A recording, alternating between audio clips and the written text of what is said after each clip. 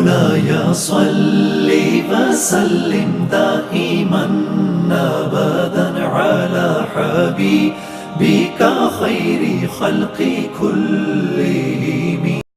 بسم اللہ الرحمن الرحیم۔ السلام علیکم۔ الجابر چینل پر ہم آپ کو خوش آمدید کہتے ہیں۔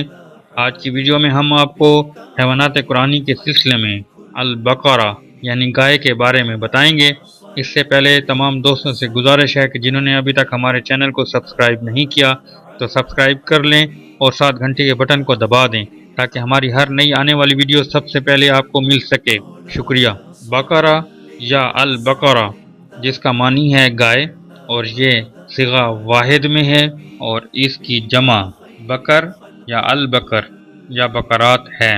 یہ قرآن پاک میں واحد کے طور پر یعنی کہ بقرہ کے طور پر پارہ نمبر 1 سورۃ البقرہ رکوع نمبر 8 میں 4 مرتبہ آیا ہے، اور جمع کے طور پر یعنی کہ بکر اور البکر گائیں، یہ پارہ نمبر 1 سورۃ بقرہ رکوع 8، پارہ نمبر 8 سورۃ الانعام رکوع نمبر 17، پارہ نمبر 8 سورۃ الانعام رکوع نمبر 18 میں آیا ہے، جبکہ جمع کے طور پر بکرات گائیں پارہ نمبر 12 سورہ یوسف رکوع 6 2 مرتبہ یہ آیا ہے۔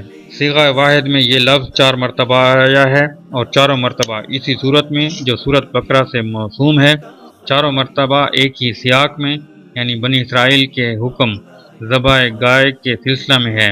پہلے یوں کہ حضرت موسیٰ علیہ السلام نے اپنی قوم کو یہ حکم الہی پہنچایا کہ تم ایک گائے ذبح کرو۔ دوسری جگہ اسی حکم خداوندی کی مزید تشریح کی کہ وہ گائے ایسی ہو جو نہ بوڑھی ہو اور نہ بن بیائی۔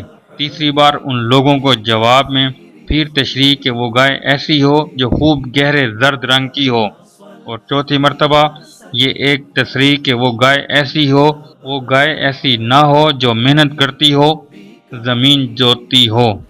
جمع کے صیغہ میں یعنی البکر یا بکر کے حوالے سے یہ لفظ قرآن مجید میں ایک جگہ تو بنی اسرائیل کی زبان سے اس موقع پر آیا کہ گائے کے بارے میں ہم اشمبا میں پڑ گئے، دوسری جگہ دوسرے حلال جانوروں کے ساتھ اس کا ذکر ہے کہ اس کے نر و مادہ کو کس نے حرام کیا ہے، اور تیسری جگہ بکری کے عطف کے ساتھ یہ بیان کیا ہے کہ ان دونوں جانوروں کی چربی یہود پر حرام کر دی گئی تھی، اور بکرات یعنی یہ بکرا کی دوسری جمع ہے۔ قرآن مجید میں یہ لفظ صرف 2 مرتبہ آیا ہے، اور دونوں بار بادشاہ مصر کے خواب کے سلسلہ میں کہ جب وہ کہہ رہا ہے کہ میں نے 7 دبلی پتلی گایوں کو دیکھا کہ وہ 7 موٹی گایوں کو نگل گئیں۔ بقرہ اس میں جنس ہے، گائے اور بیل دونوں کے لیے عام، لیکن قرآن مجید میں اس کا استعمال عموماً گائے ہی کے لیے ہوا ہے۔ گائے ہندوستان اور پاکستان کا ایک خوب معروف و معلوم جانور ہے، اور اس کا نر بیل بھی کچھ کم مشہور نہیں ہے۔ یہ کاشتکاری سفر کے لیے بیل گاڑی کے طور پر استعمال ہوتا ہے۔ گائے کا دودھ، گھی، مکھن، دہی، پنیر سب کام آتے ہیں، بلکہ ہندوؤں کے ہاں اس کا فضلہ یعنی گوبر تک گھر یا در و دیوار اور فرش کے لیپنے پوتنے کے کام آتا ہے۔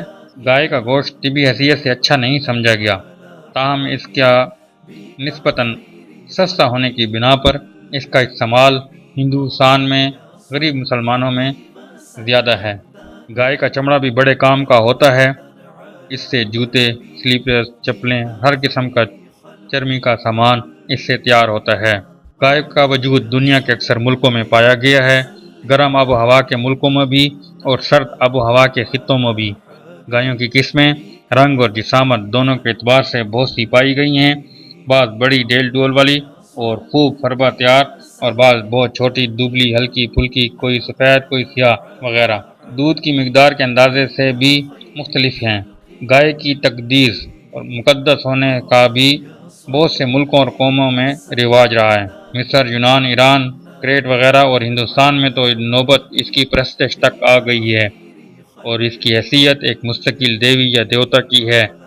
چنانچہ ایک ہندو عقیدہ یہ بھی ہے کہ مرتے وقت اگر گائے کی دم ہاتھ میں آ جائے تو مرنے والا اس کے سہارے سیدھا بینک کھٹ میں پہنچ جاتا ہے۔ عہد جدید میں تو گائے کا ذکر نہیں، لیکن عہد عتیق میں 2 جگہ ذکر ملتا ہے۔ ایک جگہ شریروں کو مہلت دیے جانے کے سلسلہ میں ایسے آیا ہے، ترجمہ: ان کے فرزندان کے ساتھ موجود ہوتے ہیں اور ان کی آنکھوں کے سامنے ان کی نسل بڑھتی ہے، اور دوسری جگہ آئندہ کے دور سعادت کا ذکر ہے کہ اس وقت گائے اور ریچھنی مل کے چریں گے اور ان کے بچے ملے جلے بیٹھیں گے۔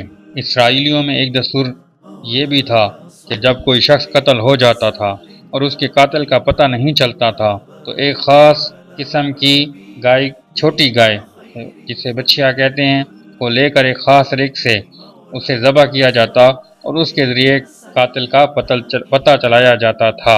اللہ اکبر، سبحان اللہ۔ اللہ نے کیا کیا چیزیں انسان کے لیے پیدا کر دیں۔ اللہ تعالیٰ ہمیں ہر حال میں ہر وقت اللہ کا شکر ادا کرنے والا بنائے، سچا پکا مسلمان بنائے۔